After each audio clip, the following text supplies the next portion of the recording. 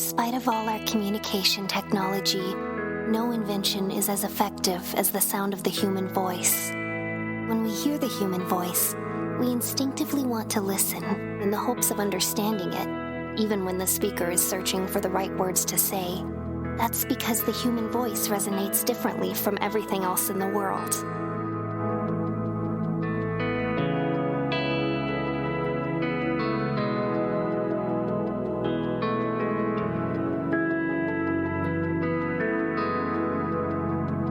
This is the Unmistakable Creative Podcast. Listen in on candid conversations with creative entrepreneurs and insanely interesting people.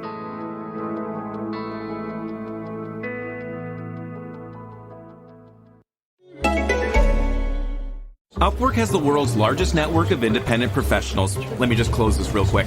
So if you need a back-end developer, a UI designer, or a project manager for 6 days or 6 months, Upwork is how. Hey, I have this room booked at noon. I'm just wrapping up here.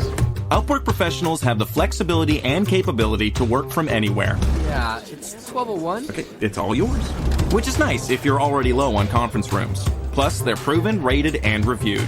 When you need in-demand talent on demand, Upwork is how. In this episode of The Unmistakable Creative, Susan Hyatt talks to me all about her mission to make personal development fun and the importance of developing your own belief system.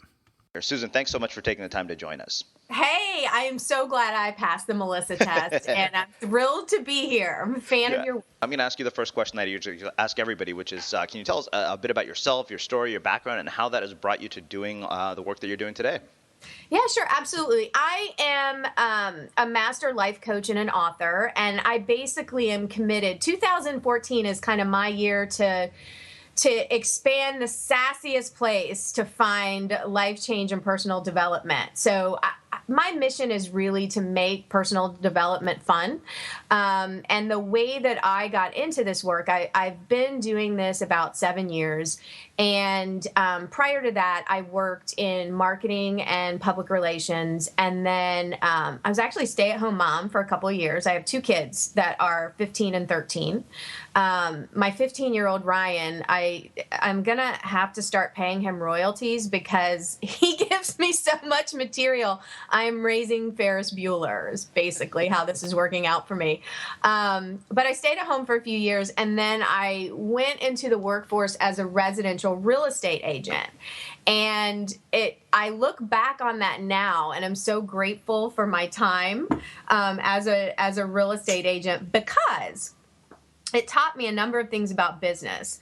First of all, I was very successful at it and hated it. So I am living proof that you can be really, really good at something, but you might not have any business doing it.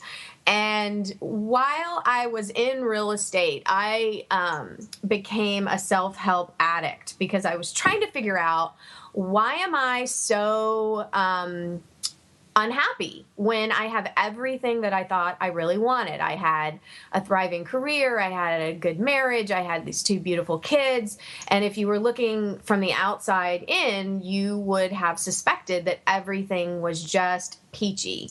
But what was happening was that I was really dying on the vine and had golden handcuffs, so to speak.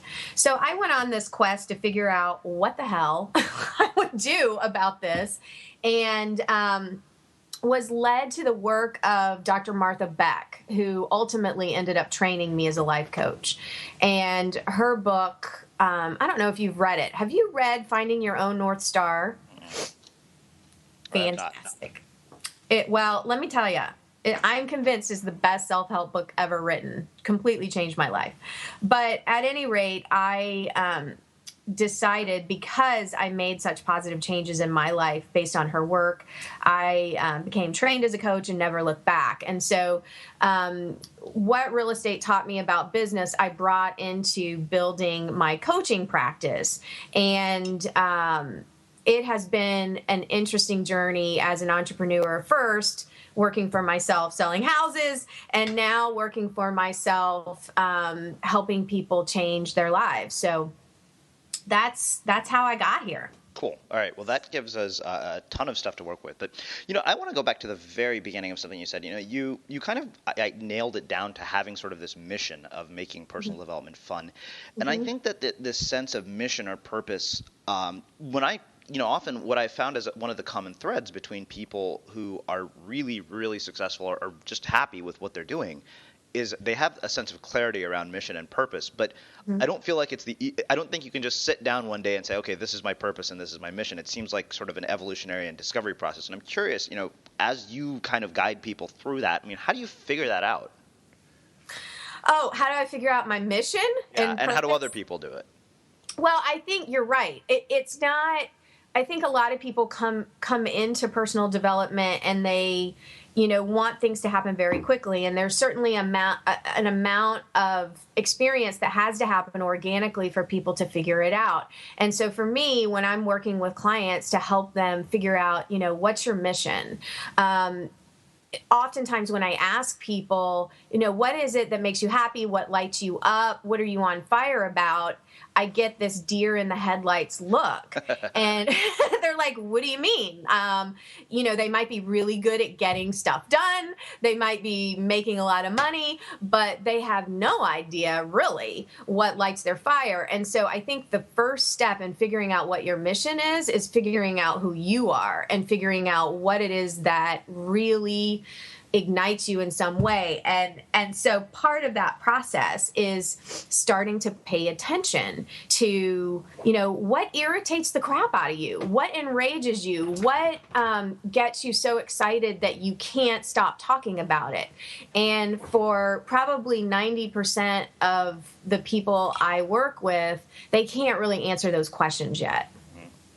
I think that, it's funny you bring up answering those questions. In my mind, half of answering those questions is just trying a bunch of different things. It's amazing. I think about how little people don't want things to be imperfect or messy, but I feel like this process is incredibly messy. It's like, finger paints all over a canvas with, no sense of what you're creating. And eventually you kind of make order out of anarchy. And I love that you find what enrages you, because even, my business partner, Greg Hartle, he'll often say, he's like, find something that pisses you off and fix it. And that's often a great starting point. Yeah. And I love what you said about the messy, because, I am all about embracing the messy. I told you before we started the recording, I'm originally from Savannah, Georgia. And I don't know, have you spent much time in the South? A little bit. A little bit. Okay. Do you know when I say, have you seen moss? Do you know what I'm talking about? I have no idea. Okay. So down in the South, there's this beautiful, it's actually a plant that grows on trees called moss, and it's gray and it's drapey and it hangs off the trees and it's very romantic and beautiful. And a lot of times when tourists come to town, you'll see them with hefty bags trying to bag up this moss and take it home. But what's funny about the moss is that it's actually infested with red bugs. Like these tiny little chiggers that if you get it on your skin, you're going to itch for days. And so when I was growing up in Savannah and would be downtown and see people bagging that stuff up, I would always stop them and say, whoa, you don't want to take that home. It's full of bugs. And so when I talk about the messy of life, I talk about the mossy and the glossy. So, here you have this beautiful oak tree with this seemingly beautiful moss, but there's something underneath that. And I think with personal development, the most fun is when I can help people own both. We're never going to have a perfect life. So why strive for that? But strive to be somebody who's willing to take risks, who's willing to swim around in the messiness of it and own those parts of yourself. The mess is where it's at. That's where the money is. Yeah, it's interesting you say that. I can't remember. I think it was somebody, Meg Warden maybe told me, she's like, your mess can become your message as long as it's in service of other people. And a lot of that is sharing a journey of growth. And I think that's what I've seen with so many wildly successful people, that they often just share the journey of their own growth.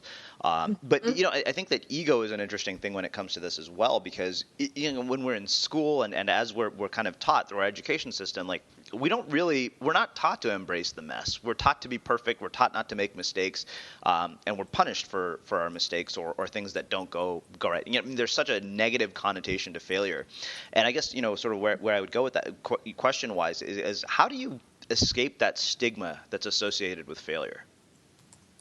Oh gosh, that's such a good question because you're right. I mean, it took me a long time and a lot of work to be willing to risk the ego, which, by the way, I think being willing to risk your ego is the number one indicator of success in business.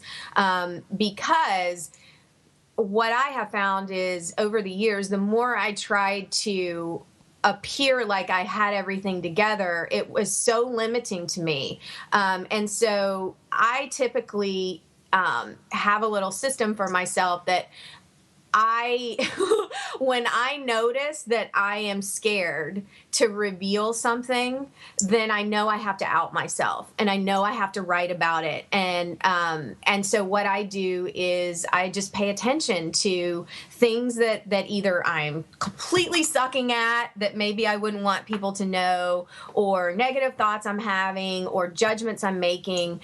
And I figure out how to get over it and create a tool to help others to get over it. And so one of the practices that I actually have now is I'm constantly looking to sign up for things or engage in things. Like when you were talking about people need to just try a bunch of different stuff. I make that a big practice of my life, especially if I'm afraid I'm going to be bad at it, because I spent so much time trying to be good at everything. And so one of the things that I'm engaging in regularly right now is CrossFit, which I don't know if you know anything about CrossFit, but it's not for the faint of heart. And I'm not necessarily the typical candidate for CrossFit, but I'm loving it and I'm sucking at it and I'm blogging about it pretty regularly. Well, I love this because it kind of just makes me think of just the threads in Pam Slim's recent work, the whole idea of a body of work. And I think that we are so sort of like, we've talked endlessly about, find your niche and do your one thing. And in my mind, that becomes very limiting and kind of pigeonholes us. And I finally kind of said, I said the other day, I said, you really, Danny Shapiro says, like, hate the word platform. And I'm realizing that was like music to my ears. And I was like, it's true. It's not a platform. It's a canvas. And we're all artists and we can create whatever we want on that canvas. And I think we have to be willing to do that in order to really find a lot of these things. Like, to me, it's like that's how you find the thread that ties everything together. It's like, I'm not going to forever be defined as the interview guy. Like, I don't want this one thing to be my identity. Right. I'm with you. I mean, I'm definitely, I understand that the more focused we are and the more we can become known for something, that's great marketing. However, I think it's much more interesting what you just said, that we're constantly allowing ourselves to evolve and try different things. And for me and for the work I do with my clients, for sure, there's so much that we don't know yet. And that's what's so exciting. And we're never going to know it unless we risk our egos and try something else. So I'm with you. Yeah. I mean, even if one of the, I've been listening to this show called Off Camera, which is this guy, Sam Jones. He interviews like all these celebrities like Judd Apatow, Amy Mann, like really interesting people. And one of the threads I keep coming back to is that nobody gets defined by one art form. Like they have their one thing that they're known for, but they're constantly exploring other art forms. I mean, even Robert Downey Jr., one of my favorite quotes from his interview was that he said, as an artist, anything you take an interest in will benefit you. I love him. And yes, that's a great quote. And it's so true because, I mean, who would have thought? I'm constantly giggling about the stuff that I'm bringing into my work that's making it so much more interesting. But I'm like, who would have thought that CrossFit would teach me so much about business? And, who would have thought that I'd be, interested in writing a book about how sex might improve your bottom line? It just, I think we limit ourselves too much when we take popular business advice too stringently. Oh yeah, you just hit one of my hot buttons. We could talk about that for like 2 hours. Good. Okay, so interestingly enough, I mean, this actually makes a perfect transition to what I want to talk about next. I mean, so you're a certified life coach, and I recently wrote this lengthy update called "The Mimicry Epidemic" on Facebook. And one of the things I often see with life coaches, and my guess is you probably see this with your clients, that they come to you and what you suddenly find is they want to become you. Yeah. And I am really curious how we deal with this because, I think that's what ends up giving life coaches the sort of connotation. You may have seen the Jon Stewart and Dimitri Martin sketch they did about it. Hilarious. Yeah, exactly. And so the thing is that what I am really kind of curious about is how you get people to break out of that.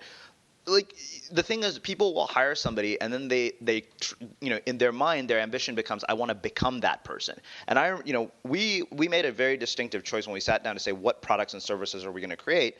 And we said, you know what, we're never going to create anything that allows people to replicate what we do because that would just piss away their talents. Because we're not interested in turning them into replicas of us. Yes. And I'm wondering how you, as somebody who is in a field that is notorious for people who want to become you, deal with that. Yeah, this is something that I've had to deal with quite a bit over the years, and especially lately. And the copycattery thing, that's what I call it, is rampant. You're right, and I think what happens is that people discount their own creative juice. So sometimes they're doing it intentionally and sometimes they're not doing it intentionally. But what's happening is that they're not tuning into their own ideas and their own brilliance. And they see something else maybe that you're doing or someone else is doing. And they try to just pick up that package, and I'm using package in quotes, and plop that down on their website expecting the same kind of results. And of course, it never works that way because the energy that you have that goes into your show and the brilliance that you have can never be replicated. They might try to, but it's some weird rendition of it. I actually had a situation probably about 3-4 years ago where a coach in the Chicago area actually lifted my entire website and just changed the headshot to hers and the business name to hers, but every single thing else, including the about me stuff, was mine. Wow. And that was an extreme case where, she immediately took it down once I notified her that she needed to take it down. But the way that when I'm working with coaches, the thing that I try to help them do is I call it flying your own freak flag. So the thing that clients are going to be attracted to is that mossy and glossy balance that I mentioned earlier. And that's very unique to the coach. So, if you're looking at, say, Pam Slim, and you're going to try to replicate an Escape from Cubicle Nation kind of business, you better make darn sure that you're infusing that with your own experience and your own stuff. And so there's a lot of, again, paying attention to all those things. Like, what are your hobbies? Let's talk about your voice. Let's talk about your perspective and your philosophy on this. And I think a lot of that is jumped over with life coaches. They don't ever stop to consider what their philosophy might be. They just take whoever they trained with and sort of mimic that belief system. Where I think it's much more interesting when a coach takes it and builds on it and says, okay, well, then here's my philosophy on all this. Yeah, I mean, I love this, and this is, again, one of my sort of hot buttons right now because, I mean, the sheer volume of very distinctive talent within our community blows my mind, and I'm like, I would never want to see that wasted right. on somebody trying to replicate what we do or even replicate what people on our show do. I'm like, I guess the way I would sum it up is that, all the advice you get here is ingredients and the recipe is yours. Mm-hmm. Yes, perfect, brilliant. And that's kind of how I look at I have a training for coaches. It's a business training called Clear Coaches. And I stress all of this stuff a lot. And I like the way that you just wrap that up. Like, this is just all ingredients and you cook up your own recipe. Like, your blend, as a coach, your blend has to be unique to your own life story, your own experience, your own perspective. And all of that is so valuable to the world, so much more valuable than trying to slickly package up something that you think will sell fast. Yeah, no doubt. Well, we'll get into kind of packaging, products, services, and all that stuff a little later. But so let's shift gears a little bit, and let's start talking about some of the earlier parts of your career. You mentioned that you had worked in marketing and PR, and I'd love to dig into that and talk about kind of how that's influenced and shaped what you do today. And of course, marketing and PR has evolved so much in the last 3 to 4 years. Like, the things that we started off talking about Melissa Casera, who really to me is just a PR mainstream media whiz, and it's like the entire thing. I was sitting with a marketing professor from business school last night, and we were talking about the fact that their entire curriculum is outdated, and they can't figure out how to get students to thrive in this world. So I'm really curious, what, kind of your lessons from the past that are sort of timeless and still relevant, and kind of how it's all evolved. Yeah, I often joke when I teach marketing and business classes for coaches that, my marketing and PR background, my first internship in college, I actually was a political science major and intended to go on to law school. And in my senior year, I interned in DC for a public relations firm that was female owned and had all government clients. And I decided I really liked the creative side much more than I expected. And I decided to stick with that. And so they hired me full time right out of college. And and what was interesting, what my joke is that almost everything I learned does not apply. It's coaches will make the assumption, well, oh, you have a marketing and PR background, so therefore that's why you're successful. And I can never be successful because I don't have that background. And that's certainly not true. But some of the timeless lessons are just understanding how to take information and position it in a way that's easily digestible for people. So being able to, things like writing press releases and all that kind of stuff doesn't really happen in my daily life anymore. But what I did learn was to understand having a consistent brand and what that looks like, and how to talk about things in a way that makes sense. All right, so let's dig deeper into this this whole idea of a consistent brand and talking about things in a way that makes sense. I think people will hear you say that. This idea of a consistent brand is something that's come up quite a bit over the last few months on this show, and I'm not, maybe it's partially because we've just been going through our own rebranding. But one, how do you define a consistent brand, and then of course, how do you articulate that in the way you come across when you're communicating with people? Yeah, so to me, a consistent brand is more about, I'm more concerned, and I don't even want to use the word concerned, but I'm more impressed with branding when it helps me feel a certain way, where I can almost taste the flavor of that person's energy, so to speak. So let's say if you're looking at their website, the photography, the language that they're using, the colors that they're using, the look, tone, and feel of it matches. And I don't know if you've ever visited, for example, I'm sure you have, websites where everything aesthetically looked good. It was very professionally done, but it just felt like there was no there. Like, where are they? It doesn't, it's all very beautifully designed, but it didn't necessarily match the personality of that company or that person.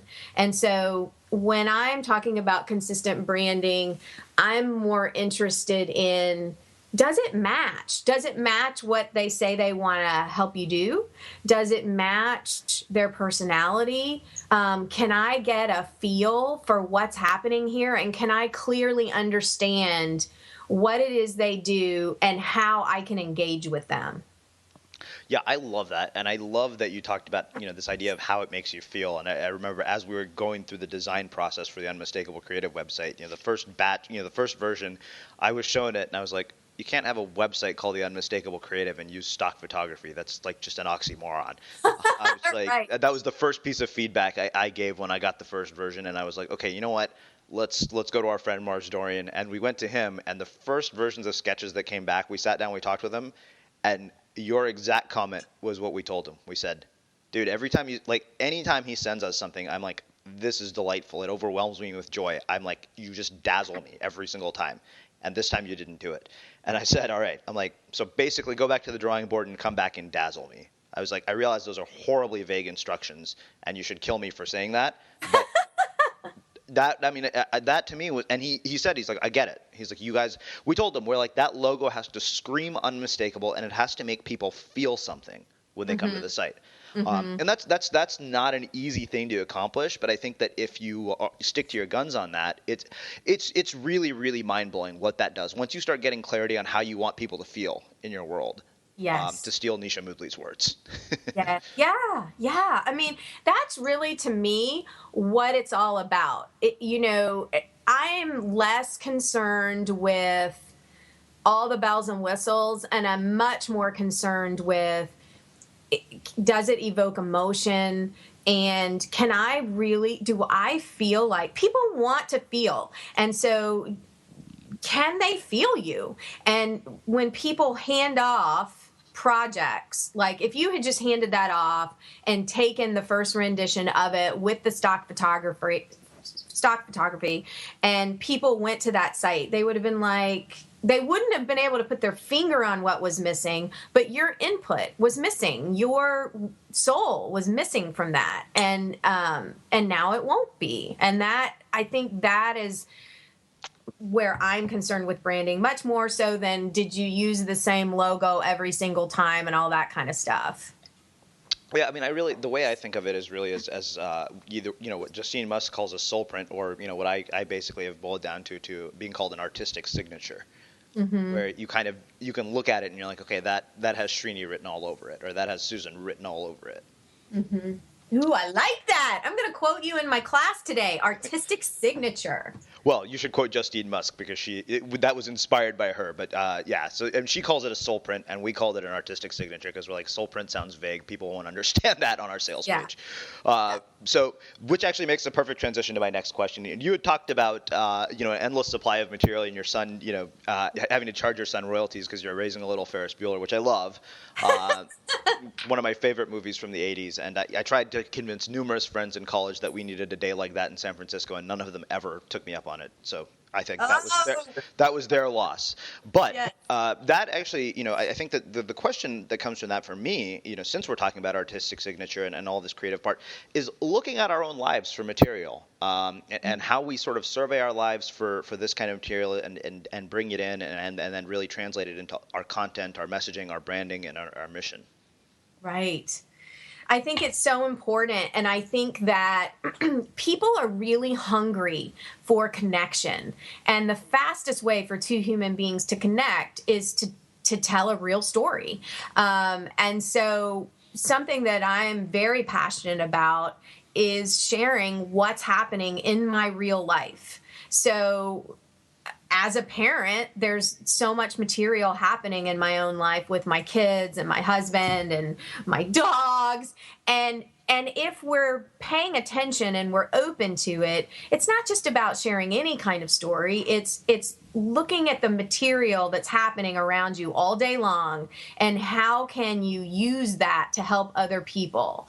And so there's just, I think, back to the copycat questioning earlier, I think if business owners can really take the time to do that and keep a little notebook and jot down just a few words about, the story about getting my tires rotated, or, the story about the beagle getting loose, or whatever, if they can pay attention and take stock in what's happening around them in their own lives, there's an endless supply of inspiration and motivation for others. Mm-hmm.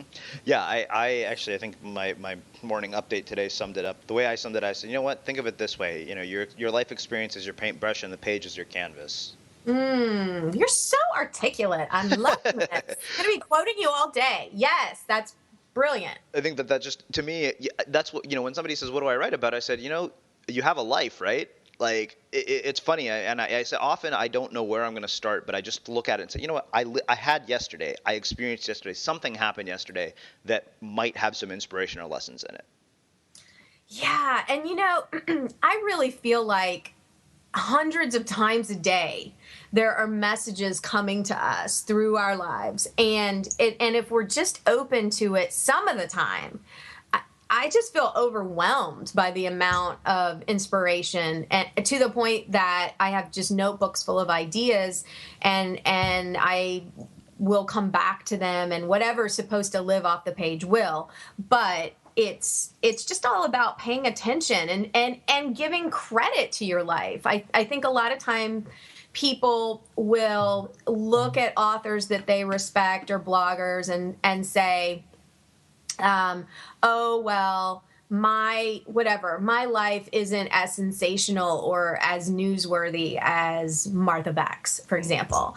And, that's just not true. Everyday stories can help change everything for people. So I don't know about you, but vacuuming is not one of those things that I ever look forward to doing. But as you know, your environment has a huge impact on your creativity. So I still like it to be clean wherever I'm living and working. But now it doesn't have to be something that you deal with. If you're like me and you grew up in the 80s, you probably fantasized about the day when cleaning your house would be like it was for the Jetsons, meaning you don't have to lift a finger. Well, the good news is that we're already kind of living in that future. And the easiest way to make sure your floors are clean every day is with the iRobot Roomba Robot Vacuum.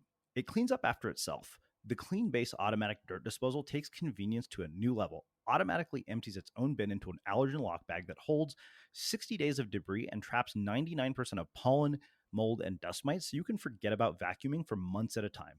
Let the Roomba clean for you instead. It learns your home, finds dirt, and empties itself on its own. It's got powerful cleaning performance made effortless. Remember, if it's not from iRobot, it's not a Roomba. To learn more, go to irobot.com/unmistakable. Yeah, totally. I mean, I think we social media creates this sort of sense of envy, right? Like everybody's life looks sensational online. Mm-hmm, right. So, well, speaking of which, I think that let's do this. I want to start talking a little bit about real estate, and then I want to start getting to some tactical stuff. So, one of the things, we're talking about life looking sensational. You said, from the outside, your life looks so perfect and you were successful, but you realized you hated doing what you were doing. And I think that's sort of like a real wake up call. And what I say is people are sleepwalking through life. How do you become aware that maybe you're at that point? Like, how do you recognize that, hey, I'm living a life that I don't want to be living? Well, I mean, for me, when I would open my eyes in the morning, I would hit the snooze button 10 times. I didn't want to get out of bed. And so a lot of folks, it's like, reluctance to get your day started, feeling like you're constantly just white knuckling it or powering through the day. And then when you power through the day, having absolutely no interest or desire in doing anything else but putting on your pajamas and sitting in front of Netflix. I mean, to me, those were all big red flags for me in my life, that I was kind of sleepwalking through it. So for clients, I mean, when they can't say what they do for fun, when they can't say what they're interested in, if they're not excited or passionate about the work that they're doing, then that's a problem. And also, are they exhausted? Are they overeating? Are they overspending? There's so many behaviors that happen when people are unhappy with what's going on in their lives. Yeah, I think that those are all just, I think part of it is just saying, is it you asking yourself the questions of whether, you're really are miserable. Like, it's like, I think the other thing you kind of have to do is play out, what does the future of this life look like? Like, what is this, if I keep doing what I'm doing, what's it going to look like 5 years from now?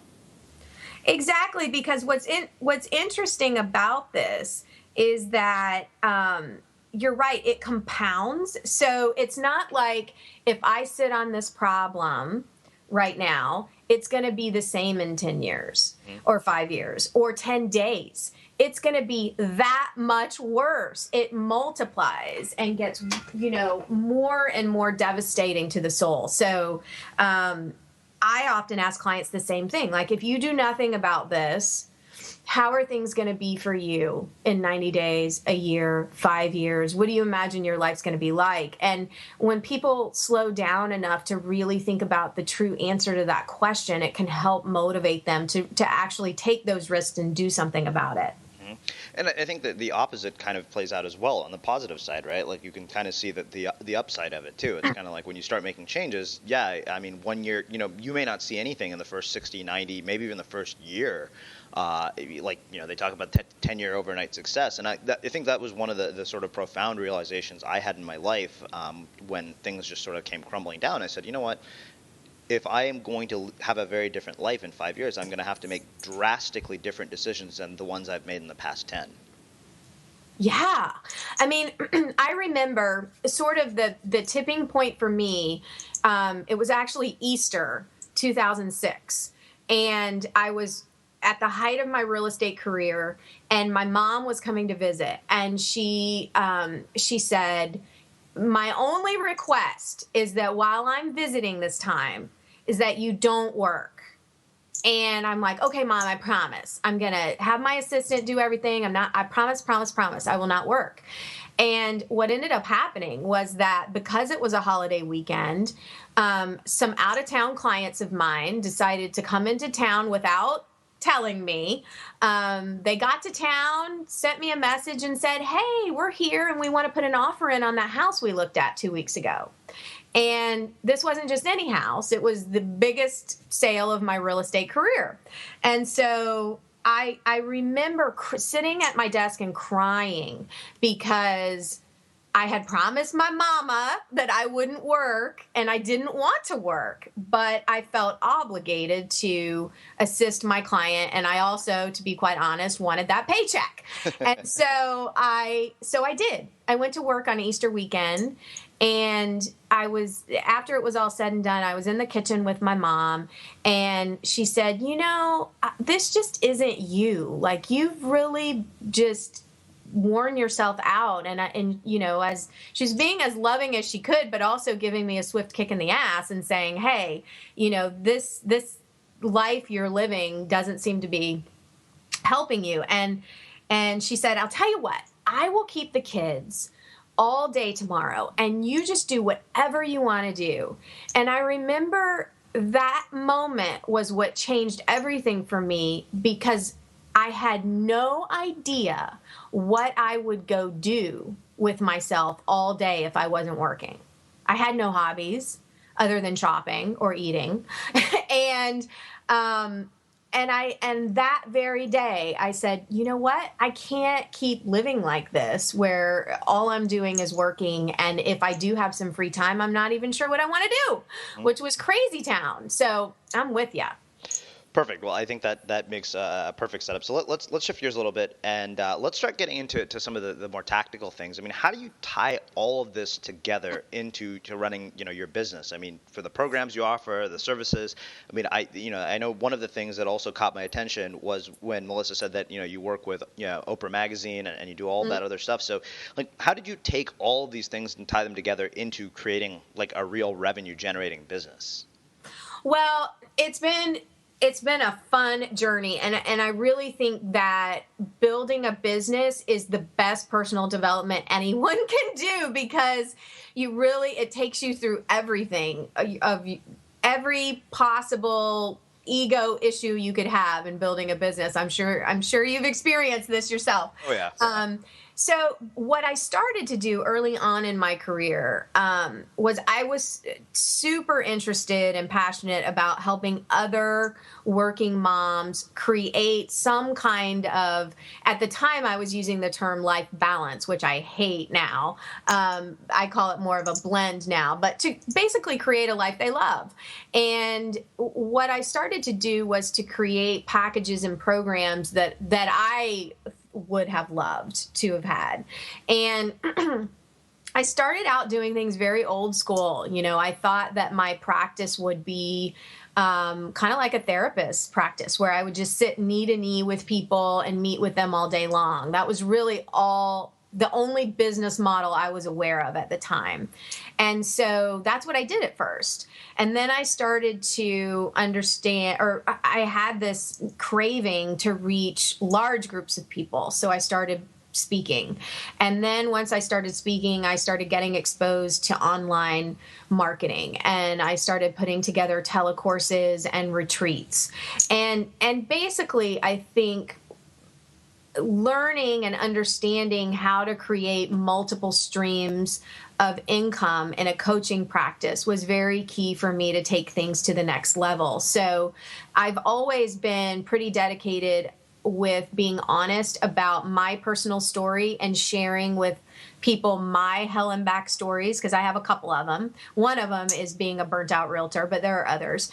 And packaging those into digestible bites for people. That has been very successful for me. So, as my business has evolved from being very sort of the knee-to-knee life coach therapist business model and moving more online, I've tried to also, my mission now is about SaaS and fun with personal development. I started to notice that I started to look around the personal development industry and feel that things were just a little too serious or a little too heavy, and that you can deal with the heaviest things in life and still have a whole hell of a lot of fun with it. So I started putting together digital programs, which include video and downloads and those kinds of things, to reach more people. And so now my business is comprised of some very limited one-on-one stuff, in-person group things, online digital programs, and of course, writing. Awesome. Well, I think that so that actually opens up a lot of other questions. I mean, you've talked about multiple streams of income, doing packages, programs like that, all kind of are in line with sort of a central ethos. And I think we've talked about the central ethos idea quite a bit throughout our conversation. What I'm really curious about is how somebody can say, okay, you know what? Like, I mean, I'm learning this firsthand. After years, I'm like, the multiple streams of income thing makes all the sense in the world to me, because it's not like one thing. I mean, yeah, we have sponsors for our show, and I realize depending solely on that is just dangerous. So what I'm curious about is as people are looking at sort of their business, their life, how can they audit what they've built or where these multiple streams of income might lie? Oh, great question. I think that here's something that I did in the beginning that was not great. And it was that, well, you could say it was great or not great. It depends on how you look at it. But I wasn't super clear of exactly who my people were and what my true mission was. And so I was just throwing things against the wall. I was trying everything, which is good.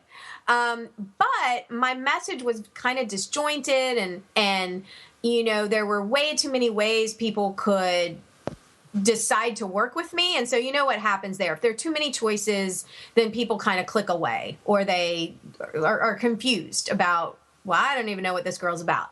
And so I think when people are looking at their lives and they're looking at different streams of income, the number one thing I think is to try to narrow it down as much as possible about who is the most delicious customer to you, who is the most delicious person that you would love to help, because there are only so many hours in the day. And then think about, okay, of the things, the hell and backs that you've had, and all the different things that interest and excite you the most, what problem do you want to help that person with? And so that really narrowed things down a lot for me, because I get excited about lots of things, but just because I'm excited about it doesn't mean I necessarily need to be doing it, and that needs to be my focus. And so number one, I think, focus on what excites you and gets you to the point that you can't not talk about it versus what you think will be a revenue creator. I love that. It's so funny, because I was thinking, just listening to the interview we did with Kate Northrup, and she said, what's the thing you can't possibly hold back anymore? Mm-hmm. Ooh, I like the way that's phrased. Yeah. And it's interesting because it's so counterintuitive. We were talking about sort of mimicry earlier, and like looking at our heroes and role models and saying, okay, well, I'm going to do what they've done. And yet, like, I know that people have these things inside of them. And I can tell you from my own personal experience, when we sort of unleash them, they're risky. Then they definitely might not work, but that's what makes them so much fun. And when they do, you're kind of like, oh my God, I love that, you brought up what you're excited about, and our friend Melissa Leon, she said something that really just resonated with me. I was like, that's it. Those are the filters. She said, you know what? She said because, she and her husband AJ do a bunch of stuff. Like, they have their design agency, but they do all these humanitarian projects. They have a fashion line. Like they do all this stuff that you're kind of like, okay, that just seems really weird. But she said there are two sort of filters for how they do anything is, will we have fun doing this? And do we care about it? And revenue comes after that, amazingly enough. I love it. Yes, yes, yes. And that is one of the most counterintuitive things, I think, for people to get their heads around, right? Danielle Laporte and I have had this conversation. You guys will have heard this. I remember very distinctly, she always says your art can never be about the money. And I in this last conversation, I said, well, Danielle, that's easy for you to say. But, Susan, you coach people through dealing with a lot of baggage around stuff like this. What I'm curious about is, how do you mentally make the shift? Like, it's one thing for you and I to sit here and to say it. It's another entirely for people to actually believe it and embrace it. Yeah, and you know what? I think the fastest way for people to believe it, if they can't have that shift in their mind, because I definitely tell them, listen, I've done it both ways. And the more fun I have, which is so trippy for this former overachiever girl, but the more fun I have, the more I play, the more money I make. And that doesn't mean, though, that I'm sitting under a palm tree all the time eating bonbons. It means that my work itself is so fun that it feels like play. But I encourage them to try it both ways. I've said to coaches, listen, go start marketing this package that you think is going to be so profitable but makes you sort of go, ugh. And then let's just experiment. And let's try to trot something out here that you're on fire about that you're not sure. And what's interesting is when I have coaches experiment in that way, they may have some lukewarm success on, let me just say that part of one of the buckets for my work is weight loss, but it's weight loss, not like you're thinking. It's anti-diet. So it's all about body love. And weight loss is a very profitable niche. There's no question about it. And so a lot of times what happens is coaches will say, well, you do really well with weight loss as a niche, so I'm going to put together a weight loss program. But that's not their passion. And so it's like, okay, go try that out. I think what you're going to find is the way that you energetically promote that work is going to show you that the revenue is going to feel different and your bottom line is going to be different than if it were this other thing over here that you're about to wet your pants over. I mean, it just can't help but breathe more energy and light into something that you can't stop talking about. Mm-hmm. Yeah, I can tell you that. I mean, as agonizing as putting together our first in-person event has been, which I jokingly constantly say is like start planning a wedding and starting a religion at the same time.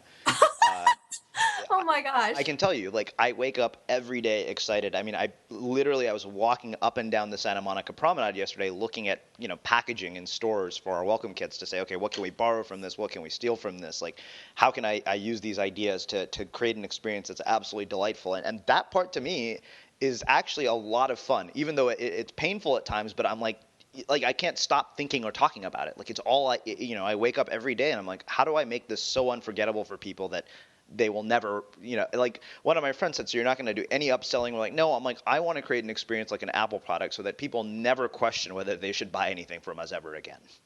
Nice. I love it. Yes, yes, yes. That's what I'm talking about.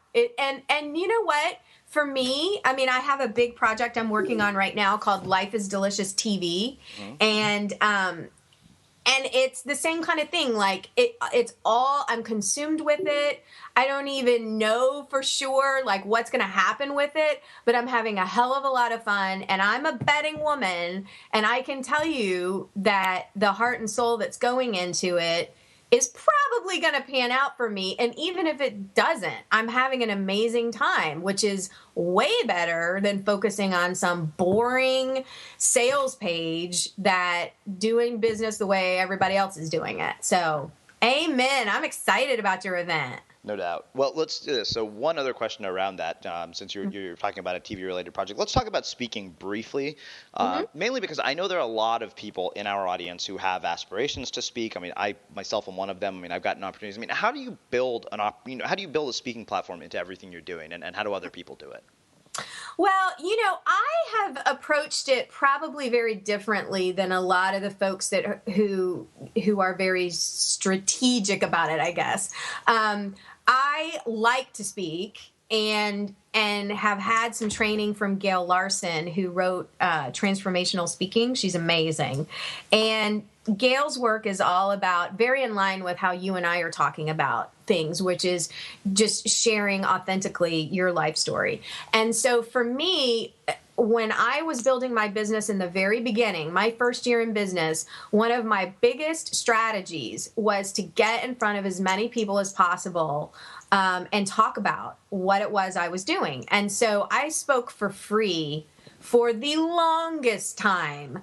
Anybody that would have me, which I don't necessarily recommend, because I have some funny stories about talking to these 80-year-old men at a Rotary Club, but I digress. I was speaking for free a lot my first year in business, and I was talking about things I was super passionate about. And what ended up happening as a result was that I was getting clients. I was getting invited to speak other places. I got a newspaper column that way. I got a spot, a weekly life coaching segment on a local Fox network here because of that. Just the more people can see you and taste your energy live, the more wonderful doors are going to open for you. And so after that, after sort of getting some experience and gathering testimonials and figuring out within myself how I was on stage and what kind of growth I wanted to have happen, then I started putting together what someone would call a signature speech. So I have a couple of different topics that I typically keynote about.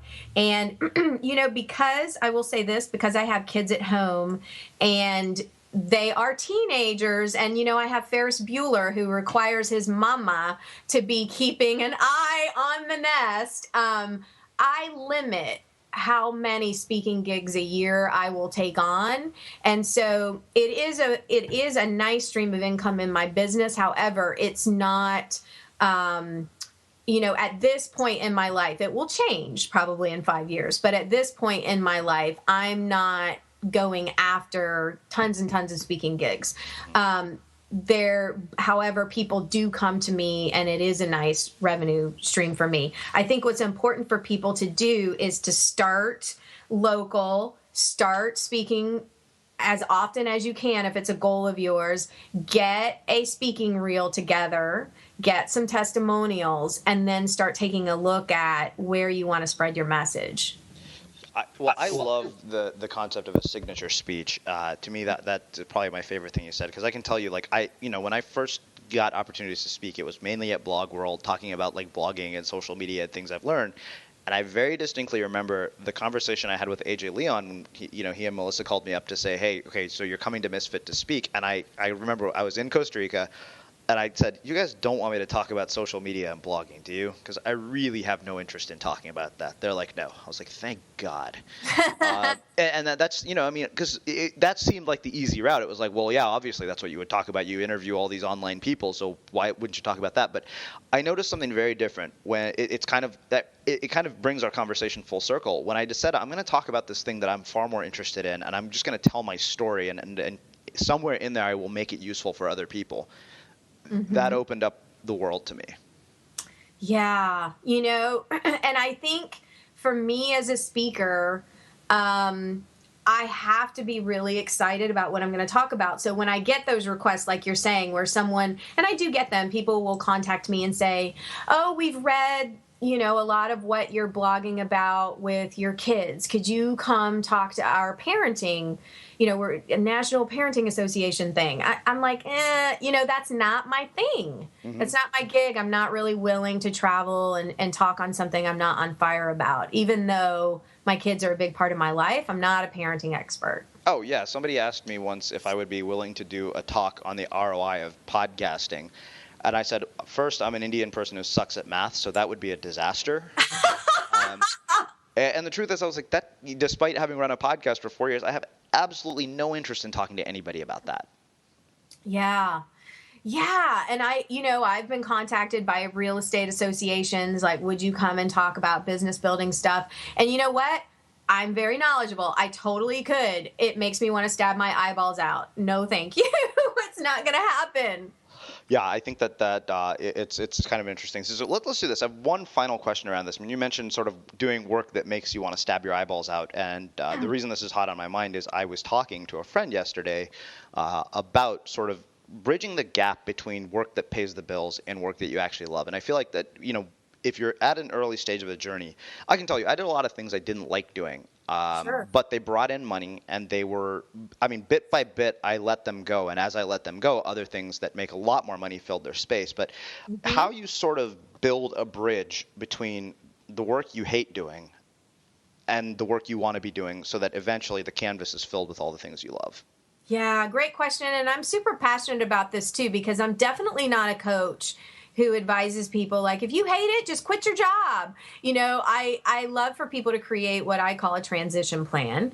And you know what? Pam Slim calls it a side hustle. If you've got to have a side hustle, while you're saving money and figuring out what kind of lifestyle you want to sustain, please do it. And please make sure that you have 6 months to a year in the bank before you're taking off full time with the work that you love. And so what I did when I transitioned between real estate and life coaching was I put a plan together, and I advise people take a look at the money coming in, the money going out. Can you adjust your lifestyle? How much realistically do you need to have in savings?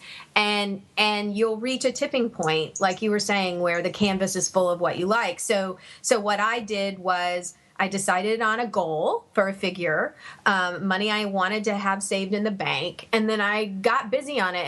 And yes, real estate made me want to stab my eyeballs out. It took me a while to transition. I started taking fewer real estate deals and coaching more at night and on weekends. And then slowly but surely, my little nest egg built up. I had enough money and could see, based on having a business plan, at what point I could realistically say, okay, I'm walking out of my real estate office and I'm never going back. But I think the first step is for people to really understand their money situation, turn towards your money, heal any money issues you've got going on so that you're not carrying those into your new business.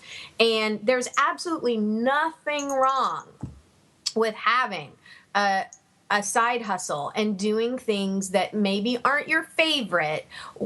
Just consider it an investment in the new company. Mm-hmm.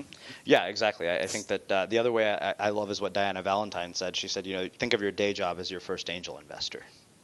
Oh, that's sweet. I love her too. We have the best people in common.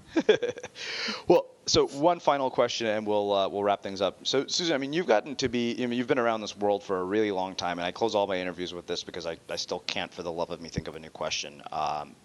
So, you've worked on something like an Oprah magazine, and you've been close to people who've achieved really amazing things. And, I keep seeing sort of this dichotomy in the world that we live in, where you get people who go out and, they play the game at like the highest level. It's like speaking gigs, thriving movements, thriving businesses. And then you get other people with the same resources, same opportunities, and they don't quite get there. And I'm wondering what you think it is that distinguishes those two groups of people.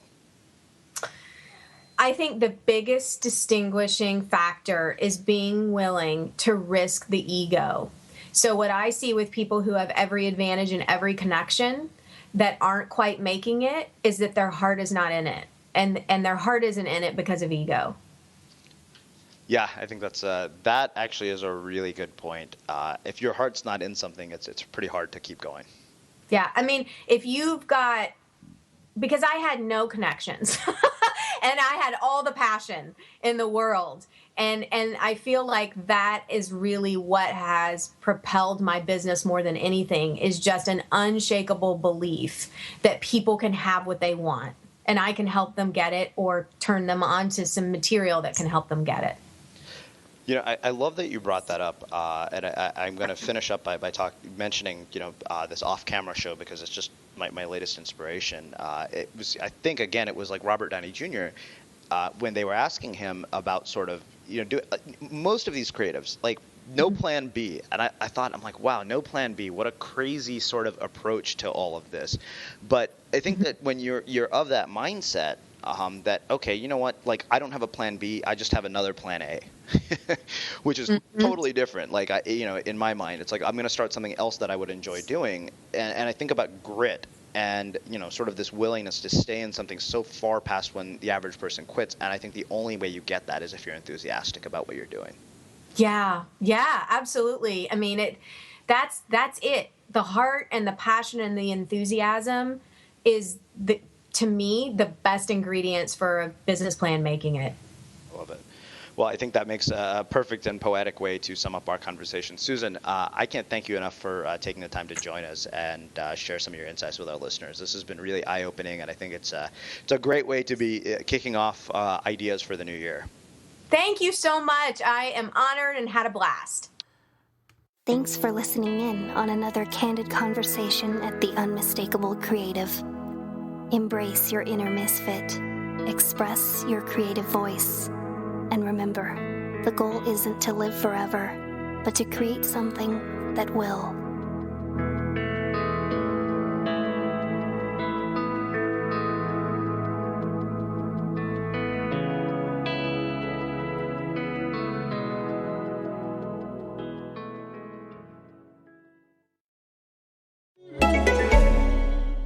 This is Acast Recommends. Every week we pick one of our favorite shows, and this is one we think you're gonna love. Hey, Vanessa. Hi, Casper. Do you happen to like the Harry Potter books? Yeah, I'd say so. Me too. That's why we started a podcast called Harry Potter and the Sacred Text, where we read the whole series chapter by chapter. That's right. And we've just started book 7, Harry Potter and the Deathly Hallows. If you've spent your whole adult life missing English class and you love Harry Potter, then this is the podcast for you. Listen on your favorite podcast app today.